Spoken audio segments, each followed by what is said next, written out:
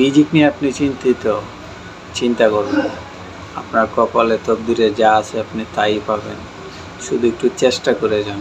চেষ্টা না করলে, উসিলা না করলে রিজিক ঠিকভাবে আসে না।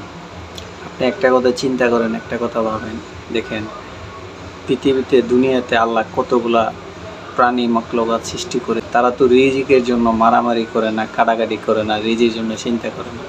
রিজিক দিবার মালিক একজন উপরে যে আছে, তো তাদের নাই কোনো টেনশন, নাই কোনো প্যারেশান।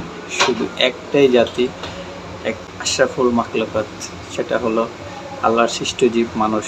আমরা এই রিজিকের জন্য মারামারি, কাটাকাটি, চিন্তায় প্রতারণা করি। আমরা কি এগুলো না করলে কি রিজিক পাবো না? আমাদের রিজিক তো বদ্ধ। মানুষ জন্মের 50,000 বছর আগে আল্লাহ রিজিক সৃষ্টি করে রেখেছেন। তাহলে কেন আমরা এসব করব? আমাদের তো হালাল রিজিকের তালাশ করা উচিত। আমরা হালাল রিজিকের চেষ্টা করব, তাহলে আমাদের জীবনে শান্তি এবং কল্যাণ আসবে। হালাল রিজিক যখন আপনি তালাশ করবেন, তখন আপনি রিজিকে বরকত পাবেন।